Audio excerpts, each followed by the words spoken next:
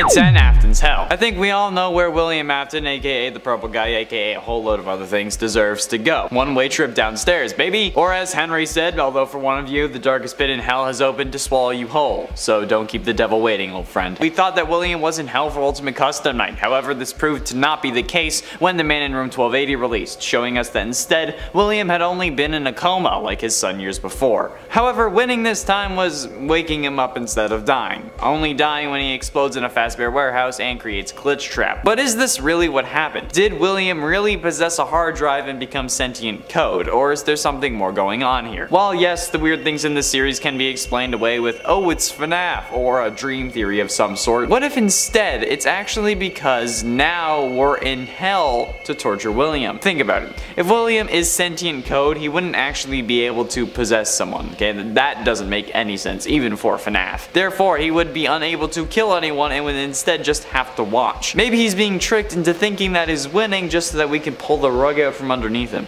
That'd be fun. And at 9, it's a trap. FNAF is no stranger to twist endings. I mean, how many times have we seen the bad guys win? Well, I'm sure that there will be no shifts with this game.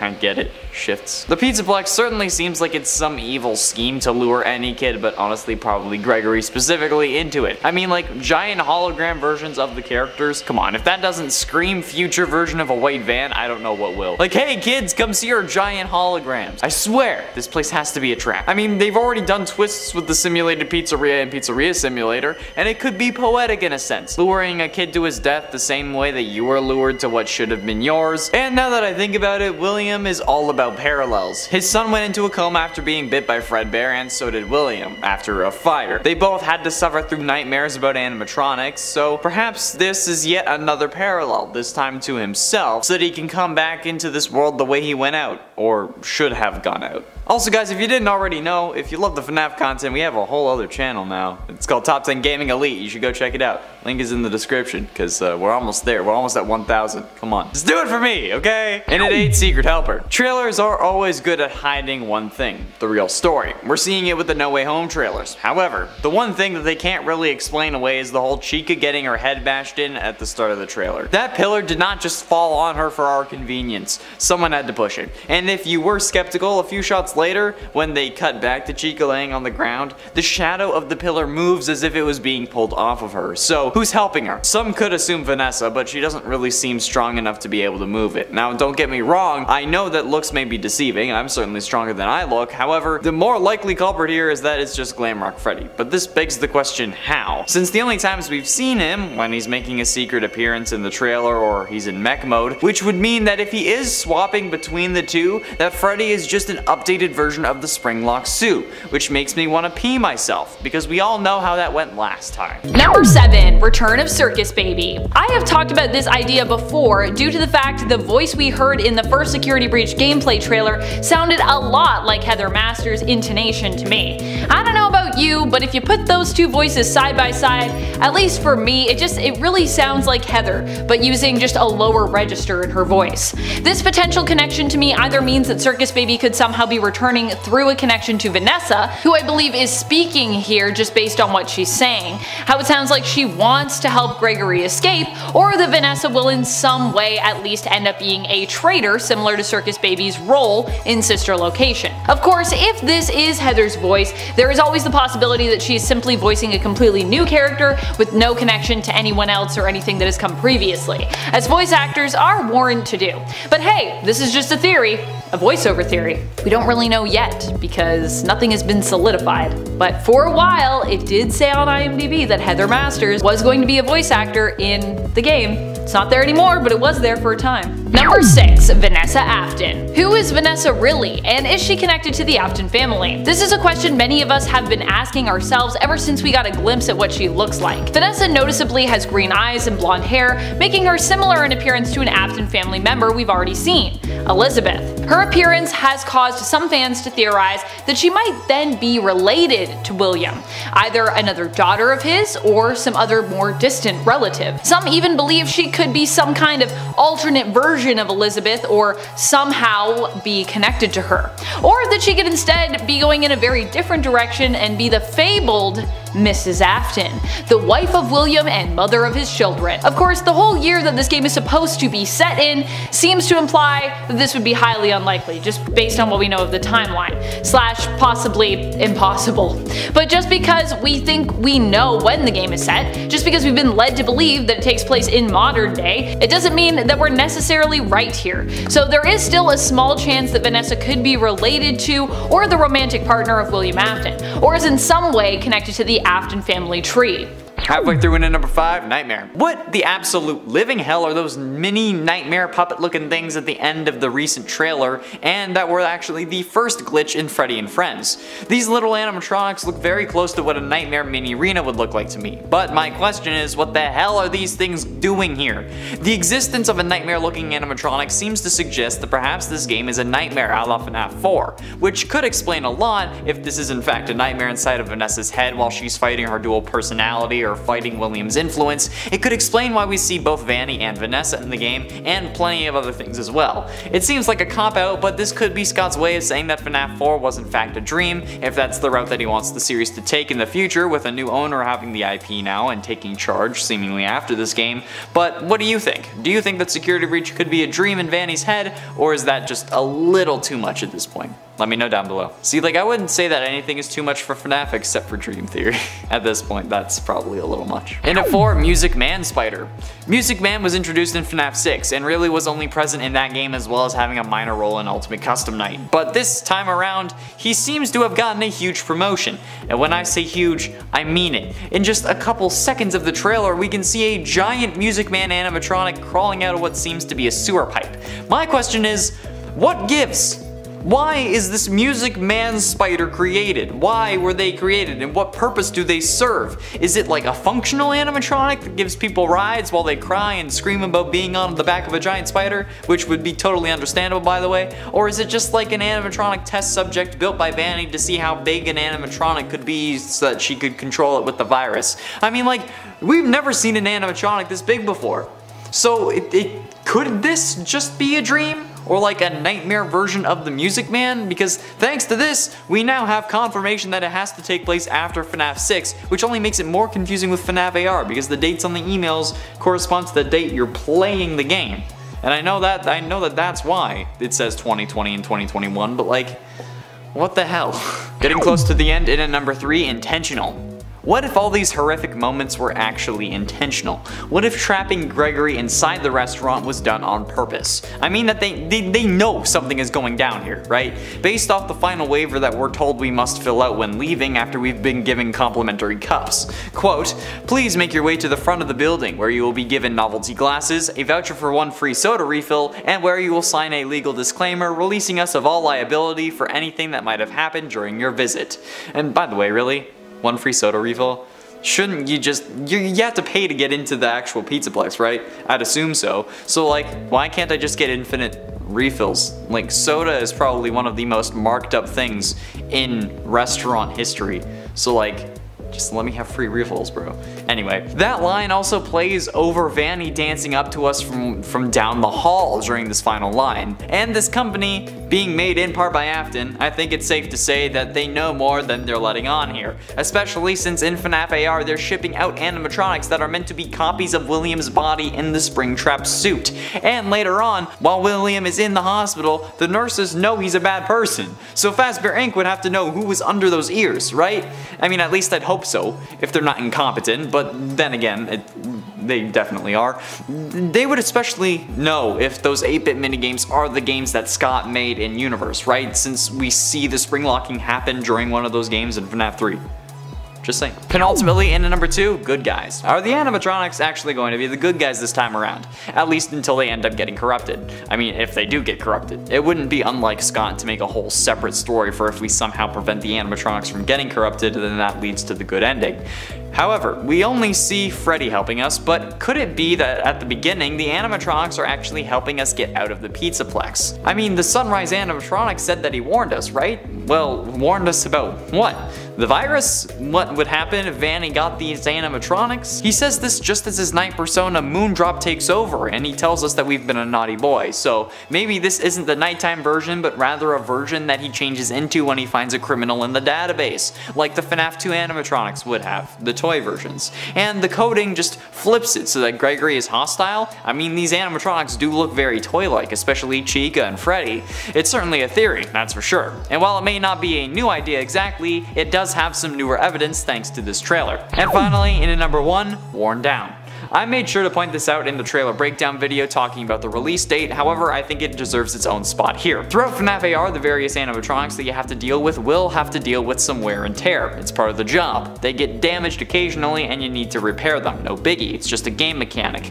However, that mechanic seems to have been getting added to Security Breach as well, or at least the whole wearing down thing. Since thanks to this latest trailer, we've now seen Chica in a fixed state, a slightly damaged state, a more damaged state, and an even more damaged state than her teaser image from Outback. You know, the teaser image from Dako's charity stream where she's missing her beak. Yeah, she gets even more damaged after that in this trailer. She starts losing parts of her arm. This indicates to me that these animatronics are going to have some form of health stat or something similar, since we also seem to think that these animatronics will have different stats, and that these stats will be particular to each animatronic, with Roxy having the highest speed and Montgomery Gator having the highest strength, something that was also showcased in this trailer, with him smashing a laser, and something that has been hinted at since the first gameplay trailer in the last State of Play event. Because, you know, Roxy was just pushing on the gate and it wasn't opening, but Montgomery just absolutely tore through it. But what do you think? Will the animatronics wear down, or will we have a little more theorizing to do later on? Be sure you let me know your theories down below. Number 10. Pizzeria Simulator animatronics come out to play. We've already gotten a look at a terrifying version of Music Man who will appear in Security Breach, referred to here as Giant Music Man. But who else could we potentially see appear from the massive roster of Pizzeria Simulator animatronics? The fact that Music Man appears at all seems to imply that any or all of the rest of the animatronics from that game could show up anywhere or anytime. To be honest, it would kind of make a lot of sense if they did. After all, the Mega Pizzaplex is, well, mega. It's huge. And to keep it as fun as can be, you would need lots of different animatronics to entertain the families who come to visit. Does this mean perhaps even that the Glamrock animatronics may not even be the only performers? Who's to say there aren't smaller stages located around the Pizzaplex where we might get to encounter such amazing bands as the more classic Freddy and Friends and the mediocre Melodies? You know you want to meet Mr. Hippo. You know you want to. Number 9. Toy equals Glamrock? This is a theory that of course came from one of our favorite channels, Game Theorists. Over there, MatPat suggested that the Glamrock animatronics we see in Security Breach may actually be none other than toy animatronics in disguise. He cited similarities between Toy Chica with her lost beak and Glamrock Chica with her missing beak in the trailer. If the Glamrock animatronics really are toy animatronics, what would this mean? Possibly that these animatronics actually have a closer connection to William than we thought, which of course would be pretty terrifying. The toy animatronics, I believe, were seemingly used as spare parts and then inevitably ended up scrapped, but what if instead they were really transformed into the Glamrocks? This would mean that there is the potential that their programming was created and tampered with by Afton himself, meaning they could be putting anyone they came into contact with in danger. Unhinged animatronics. And friends, before we move on to this next spot, if you are loving this list and you want more Security Breach lists as we gear up for this game, it is coming soon!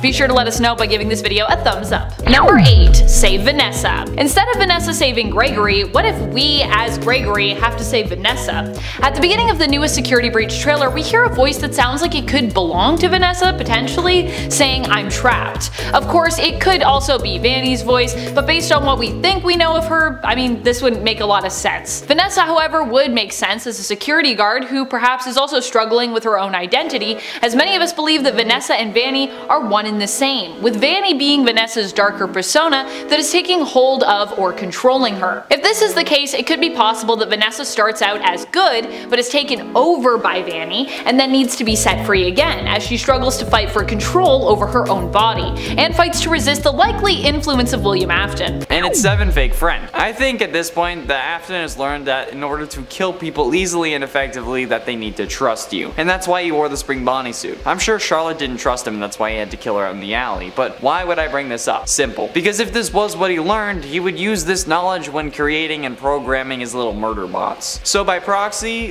this would also count for his virus. And what unlikely friend do we have that we have to trust in order to get through some aspects of the game? Glamrock Freddy. I wouldn't be surprised if this is all a ploy just to get us to trust Glamrock Freddy, by having the animatronics attack us so that we'll have to trust him, and then all of a sudden we lose control of him in mech mode and we end up being taken somewhere to be sacrificed or whatever the case may be. I'm sure that Freddy is going to betray us, okay? And I get it, but at the same time I find it unbearable. Get it? Because he's a bear? Okay, you suck. And at 6, it's a game. The idea that there are games in the FNAF universe that surrounded the tragedies in the Fazbear Entertainment Company and made them more popular is a concept introduced in FNAF VR. We also learn later in that game that Fazbear Entertainment actually paid the indie game dev to create the Fazbear games as a way to kind of break the tension. However, one question we have yet to get the answer to is what are the games in universe? And I have an idea. What if it's this one? Montgomery Gator and Roxanne Wolf are 2 new animatronics in the series, meaning that there's no real history with these characters, allowing the creators to do whatever they want. And in the case of a fan game, avoid copyright. I mean, yes, they have Glamrock, Chica, and Freddy, but since they're variations, it could be considered fair use, like in the case of fan art. Since technically they don't own the rights to the characters they're drawing, but they own the rights to the actual piece of art. So could Security Breach instead just be a new game in this series after Fazbear Entertainment has stopped paying him off, and William somehow made his way into it? I'm just saying, it's something to think about. Now we're doing at number 5, Gregory. Gregory is certainly an interesting kid, okay? He's at the Pizzaplex for seemingly no reason, and when we first found him, he was hiding inside of Freddy to get away from Vanessa. So he starts the game suspicious of Vanessa, but then also doesn't know about Vanny yet. But somehow, for someone who made sure to stay in the restaurant after close, he also doesn't know that Chica likes pizza. I mean, yeah, he knew her name. He knew that she was called Chica. He knew Mr. Hippo. But one of Chica's most notable features, aside from her notable features, is that she likes pizza. That's like her main character trait. Her liking pizza is what made her a chunky chicken in the first place. So much so that she actually has like an obstacle course or like gym thing that's promoting her weight loss in the Pizzaplex. So how did Gregory not know that pizza would help distract her enough so that he could escape from the security office? That seems impossible. I mean, we could say that he wouldn't think it would distract a robot, but that also seems a bit much. Like, this guy is being escorted around the Pizzaplex by an animatronic when they should all be hunting him. So why would he think that these robots aren't their characters? Especially after he saw Chica pigging out on trash within like the first 30 minutes of the game. Well, the first 30 minutes as long as you're not like an idiot like I am and get stuck without Skyrim quest markers. And at 4, glitches. Now at the time of recording, I've played around 3 hours of this game. I'm playing more later, and I've been uploading those videos to my personal channel. However, in that last hour, I managed to break the game multiple times, and it makes me think, was that intentional? Like, with a game revolving around the character named Glitch Trap possessing someone, and multiple secret areas in the past being reliant on glitches, particularly in FNAF 3, could those glitches not be glitches at all? I mean, it seems unlikely since this is supposed to take place in real life, but I'd like to share my experience with you with what, just explain what happened in my gameplay that actually goes out funny enough yesterday. So after finding El Chips, I come out and I call Freddy over. He runs over, but he's somehow stuck on the other side of the barriers, like to the right, even though he was on my left. I don't know how he got there, okay? But he still tries to get to me and then he can't. So he teleports to me, but I'm unable to like actually climb inside his chest cavity. It doesn't give me the prompt. So I run a couple meters and then I call him over again. That's when a second Glamrock Freddy shows up. So I have 2 Freddys next to me and neither of them are able to be entered, which which sounds really weird now that I say it. But so like, I run out on my own and make my way to the vent system that's at the bottom of the map in order to actually like, you know, finish the game, or at least I think finish the game. I still don't know. And I start getting chased by Music Man and I slide down the vents, which is what happens in those vents. Although I have to add that I slide down those pretty unrealistically. Like, am I like kicking myself off when I come to a corner?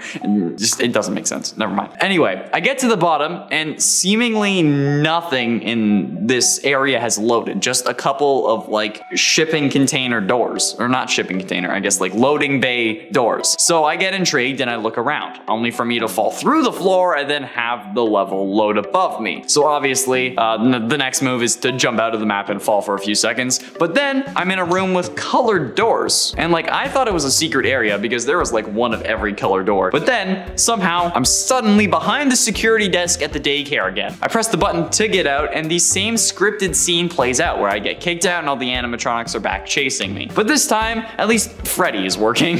So I go back to the vents and I get out of Freddy, and when Music Man starts chasing me, another Music Man is chilling in the vent system as I'm running away from the current one. I don't understand it, but I don't think it was supposed to happen, but it could have. Technically. It goes to the end in number 3, AFTON'S Ghost. I recently got past the point where you see Vanny for the first time in the Pizzaplex, just after the daycare section when you're hiding in the recharge station until 1 AM. But after asking what that was, Freddy says a fountain, and then you say, no, I mean the freaking crazy rabbit lady that just ran past us. He replies with, there is no rabbit at the Pizzaplex. Not anymore. I can't believe that I'm saying this about a robot, but he says it very ominously. Now, obviously, this could just be referring to the Bonnie animatronic, who we know was the focus of Bonnie's bowling, but what if there's something else? What if who we think Vanny is isn't really what she seems? Again, I haven't played through the game, so these are just theories about the game, but what if Afton is really like a ghost?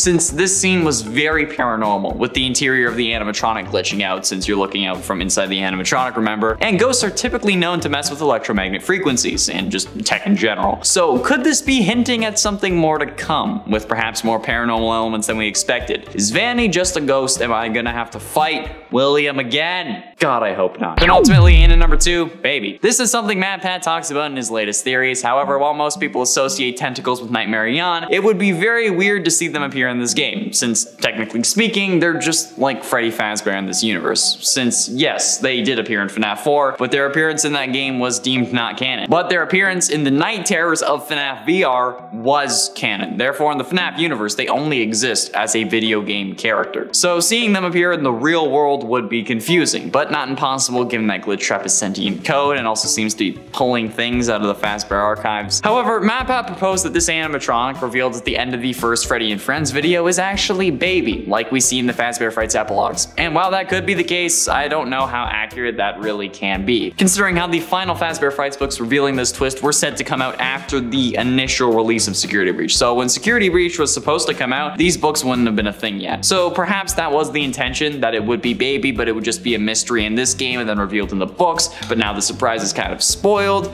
We don't know, at least I don't think we know, but I might find out at the end of the game. I don't know, it's something. Finally, into number 1, Dave. Back in the glory days before we knew who William Afton was, he had many names for the one that we just knew as Purple Guy, okay? None of them were canon, but some people believed they were canon. And while they were all confirmed as fake once the official name of William Afton was revealed in the Silver Eyes, as well as Sister Location, maybe one or more of them were actually real. I do remember people calling Purple Guy Dave before the Silver Eyes came out. But once the Silver Eyes canonized Dave Miller as a fake name, we kept our eyes out for anyone using a similar alias. Well, lo and behold, it took a couple years, but in Security Breach, you are able to find duffel bags that contain messages that hold lore, like the ones about the Night Terrors I mentioned in number 10. But even before that one, in the customer service area where you upgrade your complimentary ticket, you can find a bag that says customer complaint. You should fire Dave. He sucks. It's simply called Hi Dave, but suggests that perhaps William maybe has more of an influence over this place than we thought. I wouldn't put it past him. Now, I'm not some MatPat sympathizer who wants to defend him so he'll notice me or something, because this is a theory that I've had since the Funko statues were revealed. At least I think they're by Funko. At least the statues for the game, once they were revealed, I've had this theory. So I am truly looking at the theory and not blinded by my like or dislike of MatPat. I'm simply looking at what we've been presented with to see if what we've been saying here in in my eyes, is truly possible. One of the main reasons everyone seems to be so frustrated by this idea is because it's far-fetched. Is it really, though? Like, let's look at some of the elements of the series and really talk about what the series has actually gone through, okay? Kids have been stuffed into animatronic suits only to end up possessing them. Those spirits were then released when William Afton decided to disassemble the animatronics and were able to scare him into getting trapped in his own animatronic suit. William has survived 3 fires while being present in all of them for the entirety of them, as we see in Sister Location's ending, where he was in Fazbear Frights after it had already been burnt down for a while. We see in Security Breach that he was still in the FNAF 6 location after it had burned down, meaning that he was there for the whole fire, and he was literally standing in fire multiple times during the final fight in Security Breach's true ending. None of those times has he been completely killed, either. Also, none of the FNAF 6 animatronics were actually wiped out. They were just melded into one blob. A woman who was simply testing a VR game had her body taken over by a sentient virus that was able to lock her subconscious in a mobile game that was then ported to an arcade cabinet without letting her regain control of her body, and despite how many kids have gone missing, people continue to come back to the Fazbear restaurants, despite it basically being a giant casino game as to whether you're going home with your kid at this point. And that's only in the games. There are plenty of similar elements going on in the books, and while yes, the books aren't canon to the games, they share information and help explain what can and cannot be possible in this game world as Scott sees it. The sound illusion discs that plenty of people consider to be the cause for FNAF 4's animatronics first appeared in the Twisted Ones novel and hasn't had a canon appearance in the games. A disc people think could be an illusion disc can be found in Sister Location, but in that game they call it a power module. Therefore, it is not confirmed to be a sound disc. If you believe that FNAF 4's nightmare animatronics are the result of illusions created by sound emitted from discs, you cannot dismiss his theory because he used the books to prove it. Because that's literally what you're doing with the FNAF 4 sound discs, okay? They're from the books, so that's a double standard. The reveal of William Afton's name came from the Silver Eyes novel as well, which was proven to be true in the Sister Location opening scene during William Afton's interview seemingly with the police. And in the books,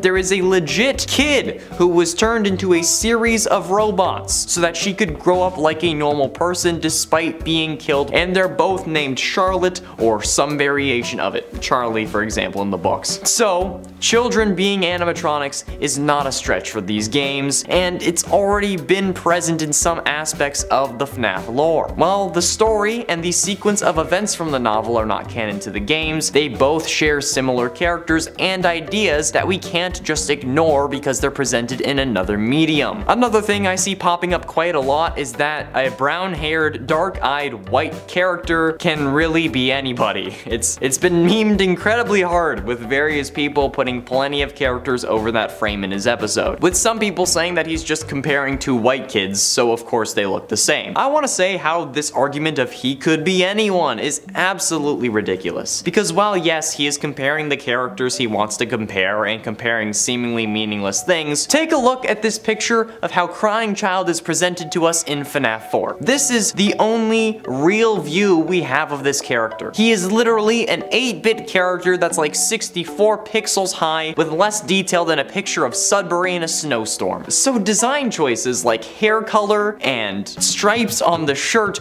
are the only way we're able to compare characters and identify Crying Child. And logically, if Scott was making Gregory a robot Crying Child, they would not have the exact same outfit. And like, how would you picture Crying Child in a 3D medium? Because Gregory's design makes a lot of sense. And if you dropped Gregory down to 8-bit like you would see in FNAF 4, they would still look awfully similar. There is also the point that Gregory's vision gets weird when approached by Vanny. And keep in mind, it's only Vanny specifically and not any other enemies. This is hard to explain if Gregory is just some random kid, because the effect we see on screen is that of an old camera when like you'd bring a magnet close to it. The reason it would only happen around Vanny is due to her being controlled by the sentient virus we see take control in FNAF VR, since she seems to be the only one able to spread it aside from Burn Trap. And notice that in normal gameplay we can't actually get near Burn Trap, so we can't know if he was meant to give us this effect. Yes, in the game we can get to him, but that's through a glitch, so if that error wasn't there in the game, we wouldn't know if he did or did not give us this effect. And since we aren't supposed to get to him, they wouldn't code it in, because why would would there be a logical reason for him to have that effect if he's not going to get close to us? And the last bit of rebuttal I'm seeing as to how Gregory is not a robot crying child is that he's too young for it, since Crying Child died in 1983. Are you serious?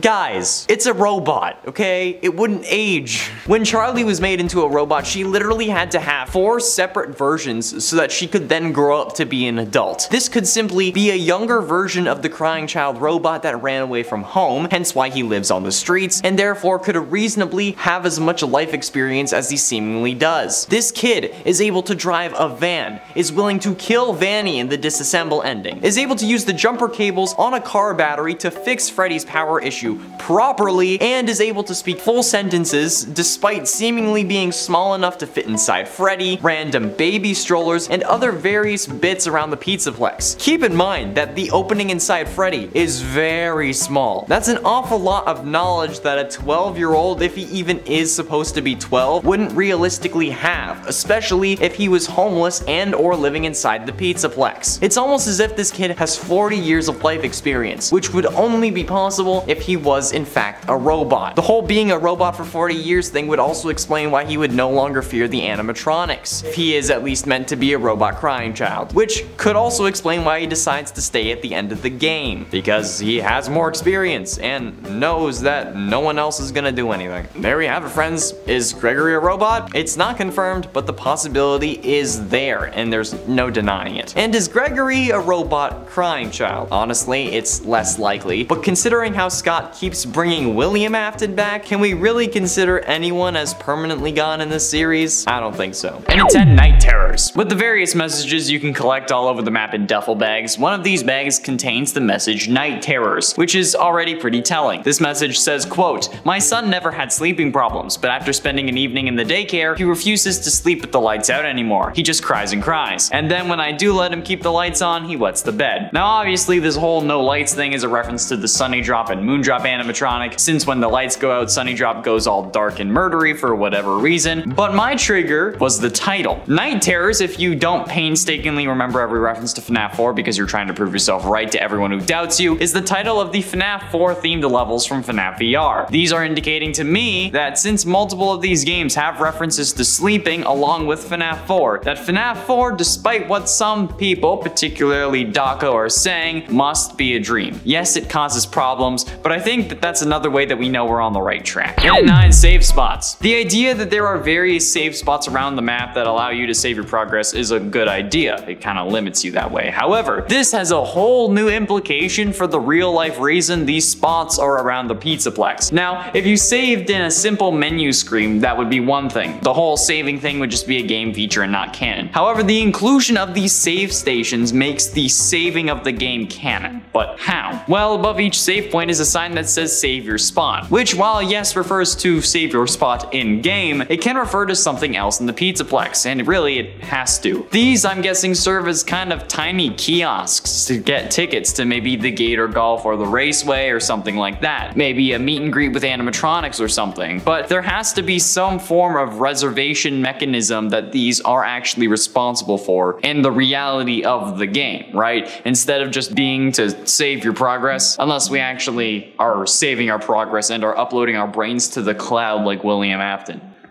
Oh god. An 8 trap. FNAF is no stranger to twists and twist endings. I mean, how many times have we seen the bad guys win? Well, I have a sinking feeling that there will be no shift with this game. The Pizzaplex seems like it is certainly some evil scheme to lure any kid, but probably Gregory specifically into it. I mean, giant hologram versions of the characters, come on. If that doesn't scream future version of a white van, I don't know what will. Like, I swear, this place has to be a trap. They're literally having the animatronics who like are tracking down these kids. Ask who wants candy. This is the biggest red flag ever. Like you could just like Chica's running at you be like, hey kid, you want some candy? Oh. It's bad. And it could be like poetic in a sense, like luring a kid to their death the same way that you were lured to what should have been yours with like the whole simulated pizzeria thing, if we're talking Afton. And now that I think about it, like William is all about parallels. Like his son went into a coma after being bit, and then William went into a coma. They both had to suffer through nightmares about animatronics. There's even references just a night terrors, but also even Freddy, the guy who's supposed to be helping us, is still acting kinda sus. Like when we make it to the main doors of the building and they close, he says how unfortunate, but he says it in such a creepy and almost joyful way. Like, oh, how unfortunate. Looks like you're gonna have to spend the night, babe. And it's 7 zombie virus. Now we know that William is infecting some of the animatronics with his form of the AFTON virus. His whole, oh yeah, I'm a sentient code thing, while yes is indeed a computer virus, what if it causes the animatronics to act in other ways? For example, what if it makes the animatronics act like zombies as some form of robotic zombie virus? I mean, at this point, it's not like it's out of the realm of possibility for FNAF. These goddamn animatronics can do whatever the freaking hell they want to, and then we just have to go with it. So them being revealed as some freaks of nature that after being possessed by AFTON have to feed on other animatronic parts wouldn't be very far-fetched. Plus, it would explain what the heck Chica is doing at the beginning of the latest trailer. If AFTON is only able to possess one thing at a time, like I suspect, the animatronics would obviously end up being damaged after he was done with them, so there would be some residual bull that they would have to deal with because of him. So maybe it's just that they're turning into freak sweet nuts and bolts and gears. That really grinds my gears. I hate to see Chica like that. And at 6, Freddy and Friends reveal.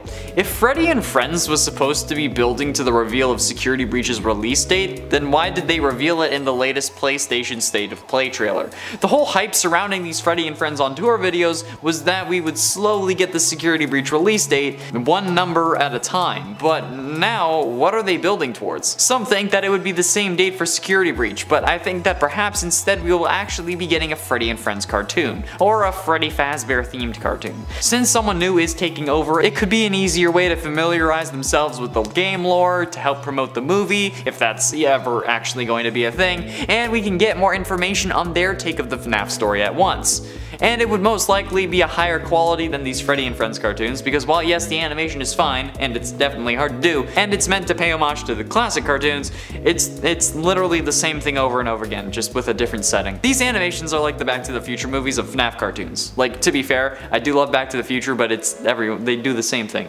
over and over again. Number 5, Save Chica. Alternatively, the I'm trapped we hear at the beginning of the trailer could be coming from an animatronic. Right after this bit of dialogue is uttered, we see Chica, who seems to appear prominently in the trailer in various stages of disrepair. At the beginning, it almost looks like Chica is struggling to fight against something. Now, I theorize that Chica might be one of the animatronics possessed by William Afton, infected by a virus that is Glitch Trap. In this game, it could be that the animatronics are not inherently bad, but are instead basically victims themselves of Glitch Trap's virus, and that as new animatronics, they were simply created to entertain initially, not having been influenced by William's design since he has been gone for so long, and not influenced by any spirits, as you know, they weren't involved in any of the killings being new animatronics. Perhaps as Gregory, we will have to rid the animatronics of the virus, which affects most, but obviously not all of them, as Freddy appears to at least be pretty friendly towards us, at least initially. Or at some point, maybe we free him from the virus?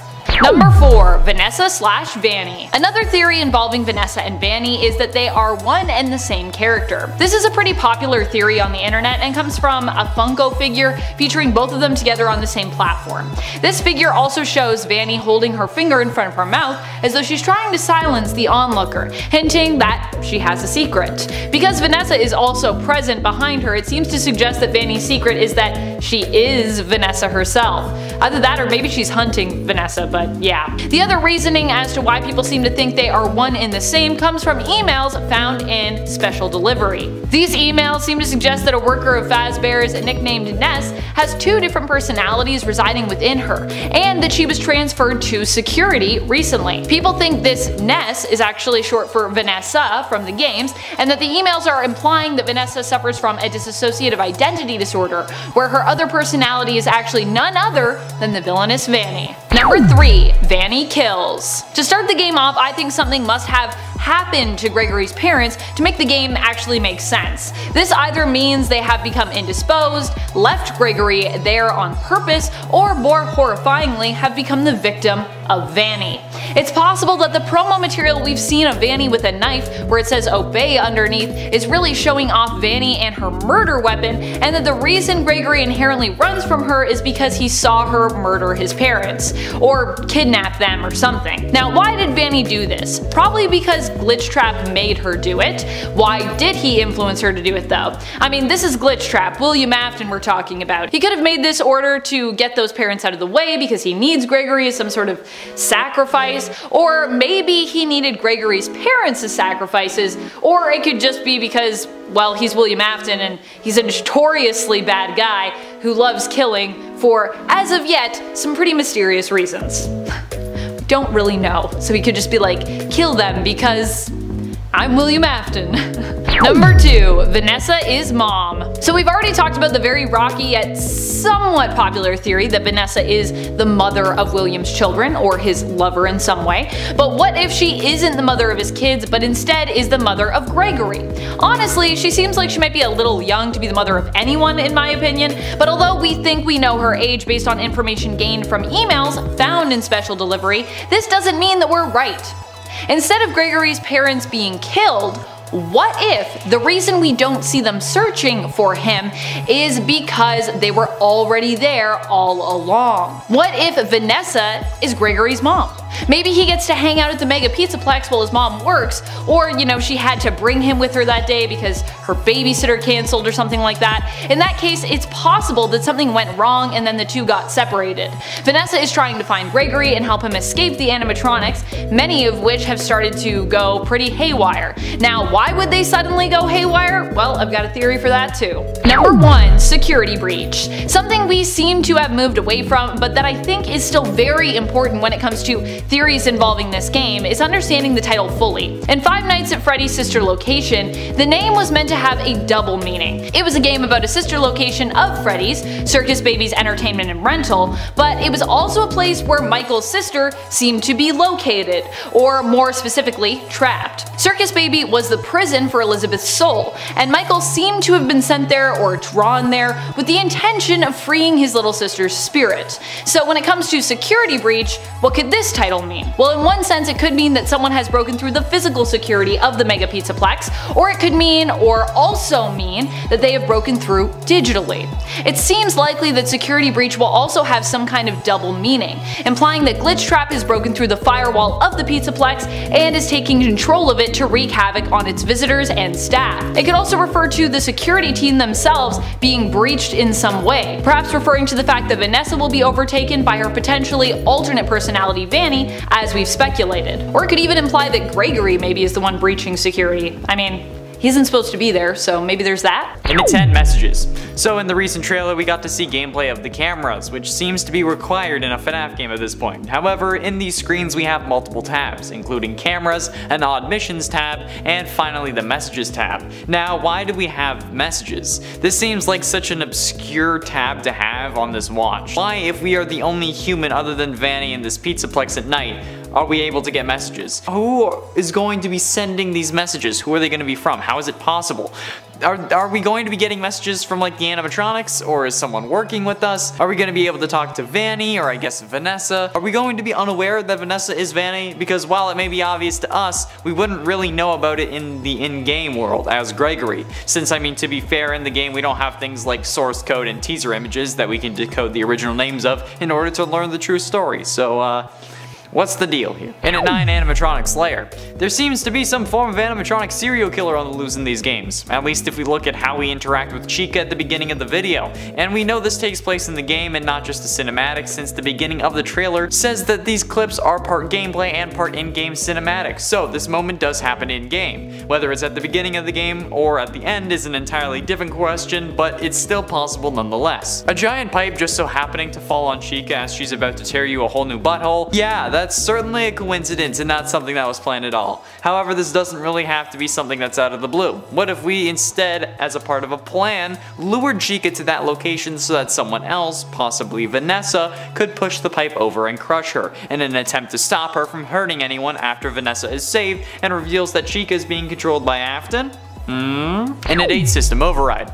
Now, I made a mistake in my last video about what Sundance and Moondrop says. The Sun version of the animatronic doesn't say that he wants you, he instead says that he warned you. What did he warn us about, you ask? That's a theory for another day. However, what Moondrop says seems to have caught my eye, since after changing to their Moon variant they say, quote, "you naughty boy." And while that could just be a mommy king thing, I'm I'm thinking there's something else going on there. Because even in the custom captions that PlayStation added to make sure that we hear the right thing, Moondrop's line isn't included. Yet things like "I'm trapped" at the beginning of the trailer that even auto-generated captions couldn't pick up are included. So what's the deal? Could this be maybe a form of system override, or a way of showing that Moondrop, and by consequence the animatronics controlled by Afton, can get around the barriers of other media, since Afton is after all sentient code?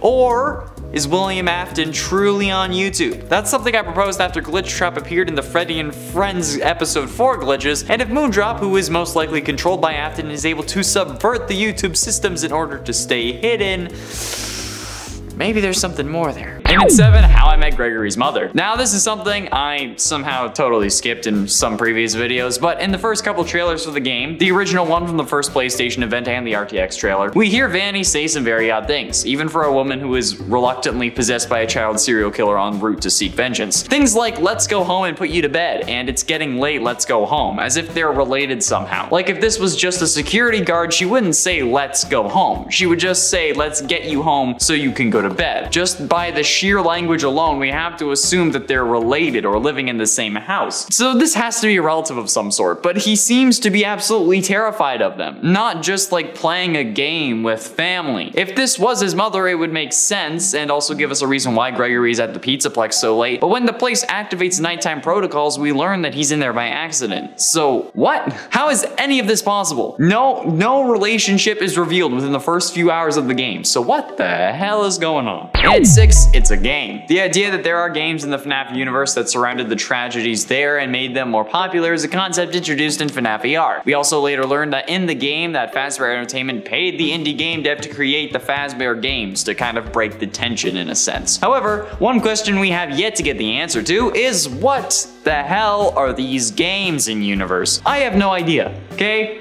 What if this is one, though? Montgomery Gator and Roxanne Wolf are 2 new animatronics in the series, meaning that there's no real history with these characters, allowing the creators to do whatever they want. And in the case of a fan game, potentially avoid copyright. I mean, yes, they have Glamrock, Chica, and Freddy, but since they're variations, it could be considered fair use, like in the case of fan art, since technically they don't own the rights to the characters they're drawing, but they own the rights to that actual piece of art. So could Security Breach instead just be a new game in this series of Fazbear Entertainment spin-off games, and maybe they've stopped paying him off, and William somehow managed to weasel his way into this game? I don't know, it's possible, since Glamrock Freddy doesn't even notice Vanny, which could indicate that she doesn't belong here, and the save locations would also be explained away if this is a game instead of like a real world thing, but honestly, I doubt that at this point. Halfway through into number 5, Dream Theory. Now, Dream Theory may piss some people off, but it's worth mentioning, since if you look at the scenes we have so far from the trailers and the lines of dialogue that serve as an explanation, they're very weird. There are some things that look like they shouldn't work but do, like the fact that Glitch Trap is just sentient code. That's one thing already. But then we have contradicting lines like "you don't want to be here for 6 AM" and "the doors will reopen at 6 AM" from the recent October gameplay trailer. And then there's also Monty swinging in for his entrance in that same trailer, but there's no way whatever he's swinging on should be attached to that ceiling. There's no track for it. There's not even like a slit in the ceiling to suggest that there is a track above it.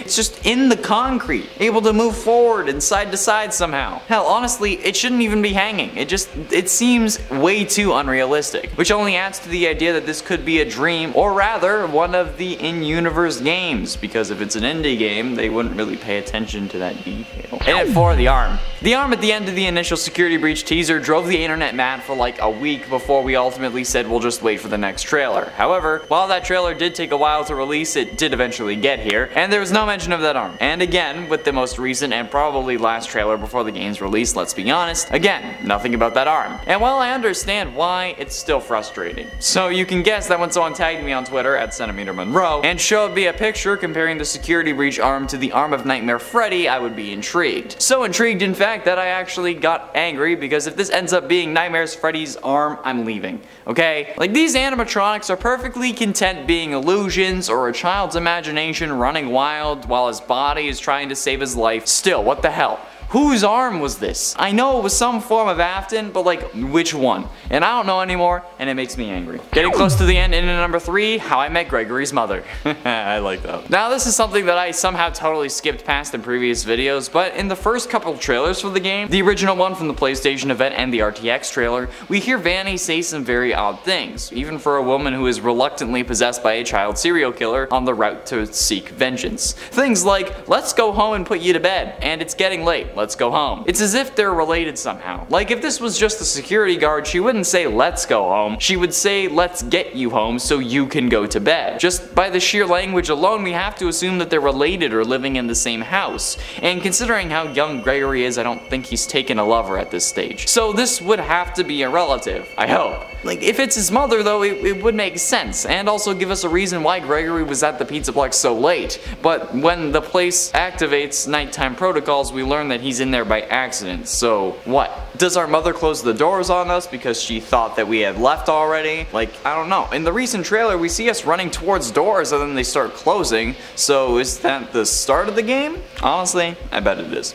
Penultimately, in number 2, multiple paths. Over the course of the trailers, we've heard multiple potential stories. That Gregory was lured there, that his friends were taken, that he needs to escape, but now we've got things like he's trapped by accident, he's alone and hiding from security, and that we need to survive until 6 AM, despite previous trailers countering that. So this leads me to believe that we are going to have some choices to make in this upcoming FNAF game. We know that it is no longer a sit in your office and close the doors game, but rather this is a game about you. Will you choose to side with Freddy and stick it out until 6 AM, or will you follow Vanessa, who's potentially your mother or sister, and try to escape? We see that there are multiple areas to travel, the underground area and the Pizzaplex among others, so the most logical answer to me is that we will have multiple playstyles for this game. And finally, in number 1, multiple endings. And with multiple paths or multiple ways to go comes multiple endings. I feel like this is kind of a guarantee in a FNAF game by now, but we might as well discuss how it could happen. My best idea is that there's going to be 3 endings. One by following Vanessa, one listening to Freddy and waiting until 6 AM, and the final secret one that could be unlocked via collecting objects around the map or with a certain set of conditions being met. Although I doubt punching a code into a wall is going to count this time, but I will be searching meticulously through the whole thing when the game comes out. You best know I'll be playing it. This is like the only FNAF game that I will have played all the way through. Like, don't get me wrong, I like the series, mostly, but I hate being scared. Being scared is a bad thing, and I say this every time. We should not willingly be putting ourselves in situations that make us scared. Being scared is supposed to tell us that something is wrong, and if we like being scared, then if there's actual danger, we may not react in time or properly because we just like the feeling of being scared. So just don't do it. It's a bad idea. According to police reports that saw the substance in the FNAF books, it's appeared to be a bubbling liquid mercury. The appearance of this glowing silvery liquid is similar to Remnant depicted in the novel trilogy, particularly in the 4th closet, which makes sense given that Remnant, as we know, is a combination of human soul and metal, which is created when a soul possesses a metal-based object like an animatronic endoskeleton. In the Fazbear Frights books, where most of this lore comes from, its powers are expanded upon. Remnant can be used to make already living beings even more powerful through the power of positive memories, kind of like how everyone gets defeated by the power of love in The Flash. The primary scientist studying Remnant is Dr. Talbert, a friend of Phineas Taggart who studied its negative counterpart, Agony, which now means that the agony that possesses animatronics and the human soul are 2 different things, but seemingly both of which had to come from someone who died. Talbert studied Remnant because his daughter Renelle was sick when she was younger, and he wanted to hold on to the good memories of her in case he lost her. Remnant could also be isolated and put into a certain object, so Talbert created a pendant made from Remnant metal as a gift for Renelle. Keep in mind that this Remnant is also just a form of metal. It's kind of like a metal compound, like Damascus steel, but instead of a lot of layers of steel, it's metal and souls melted down, and then that is liquid Remnant, but then as a solid, I guess you could say it's a Remnant nugget. It's unclear how Dr. Talbert got his hands on such a large amount of remnant, but he had a steady supply that somehow was consistently delivered to his house. This also got the attention of an evil entity named Eleanor, who was introduced, or I guess created in the story, to be beautiful from 1:35 AM, the second Fazbear Frights book. Her goal was to obtain remnant for herself to become even more powerful, so that she could spread pain and suffering across the world using the power of positive vibes. However, what we currently know about remnant and agony tells us that to destroy it properly, we need to burn it. Hence why there have really been so many fires in this series. FNAF 3, 6, and 9 all end with something or someone getting set on fire. FNAF 3's fire was all about dealing with Springtrap, and FNAF 6 was about putting everyone who knew about the atrocities that occurred at Freddy's to rest, and sending William to hell. And then, in FNAF 9, we burn Trap multiple times to get him to stop possessing Freddy, and to again try to kill him. Because Gregory is not above killing. That's a topic for another day. And this is because Henry learned that the only way to destroy Remnant and put these beings to rest was through fire. But is that really how we deal with these animatronics and people? Because like, while 9 out of 10 doctors recommend Crest Pro Health toothpaste, 3 out of 3 FNAF fires haven't worked. We have been told that fire is the only thing that is hot enough to burn off Remnant and to actually destroy it, aside from the fact that matter cannot be created nor destroyed, but it's also been described as a liquid metal. Liquid metal is a hell of a lot hotter than your typical run-of-the-mill gasoline fire, trust me, okay? I have the expertise in this department, so in essence, every single animatronic who is supposed to be set free by a cleansing fire hasn't been so far. The only time we've seen souls actually be put to rest is in FNAF 3's Happiest Day minigame, which involved no fire and just putting the souls to rest by giving them what they wanted, a birthday party. But how could that be possible? Like, Dr. Talbert wouldn't lie to us. He's researching so his little girl wouldn't die, right? Well, this is where this theory starts to blow your mind. I don't think that Dr. Talbert, as described in the FNAF Fazbear Frights books, is a real person. Or rather, I don't think that Dr. Talbert is truly his name. Let's think about it. Who else do we know with a daughter in a compromising position who would have an endless flow of remnant from an undisclosed source and a close personal friend working as his opposite? That's right, ladies and gentlemen, William frickin' Afton. William Afton, my friends, is the true identity of Dr. Talbert. William is no stranger to using aliases either. Remember Dave Miller from the Silver Eyes? Exactly. And this connection only gets stronger the more you look at it. See, Talbert's daughter ends up being impersonated by Eleanor, who in the Fazbear Frights books is, like, described to be Baby. She's described as basically Baby, just with a longer neck. So both daughters in this scenario also end up becoming Baby at some point. Renelle through being impersonated, and Elizabeth when she possessed Baby through, you guessed it, Remnant. And Talbert and Eleanor are attacked by the Stitch Wraith. What does that relate to?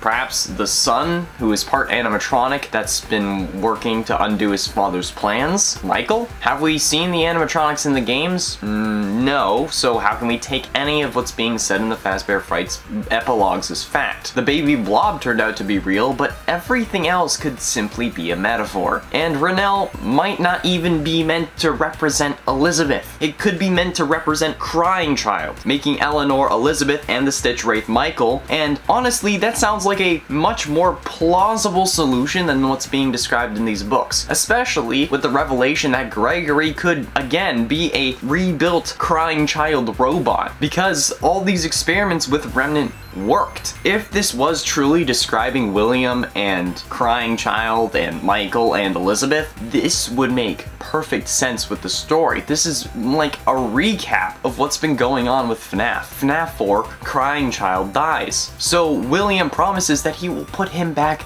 together by finding Remnant after he kills the 5 missing children and then disassembling them in FNAF 3's minigames when he releases the spirits and then gets trapped in the Springlock suit. But then we also learn in the original novel trilogy that the remnant from the original 5 animatronics was injected into the Funtime animatronics. So while the Funtime animatronics have the souls of the 5 missing children all combined into one, they also are serving as an experiment for how he can use it to bring back his son. And he even injects Eleanor, who was impersonating Rennell, with the remnant, just as he recreates Crying Child into Gregory. So here's how I see it. William as Talbot, through, I'm guessing, just journals that Henry just somehow stumbled onto, were made to spread the rumor of Remnant needing to burn, to be destroyed, so that if Henry ever tried to stop William, he wouldn't be able to. That's why William knows he'll always come back. He's rigged the game, and in doing so, ensured the survival of himself, his daughter, and his 2 sons. Rennell is a representation of Crying Child, having been bitten at his birthday party in 1983 that William is trying to save. Eleanor is the power-hungry daughter Elizabeth that only wants the remnant for herself, even willing to abandon her father to die to live another day, as we see with the Afton amalgamation, or even kill her father, as we potentially see at the end of the true Fnaf Security Breach ending. And the Stitch Wraith is Michael, at first misunderstood, killing his creator like Michael tried in the Fnaf 3 and 6 fire, but in reality trying to right the wrongs of his father before him and bring peace to his family. And as we see in Security Breach, they accomplished their goals. Gregory, representing Crying Child, is back. He and Freddy, representing Michael, stopped William, and Vanny, Elizabeth, gets to fight another day.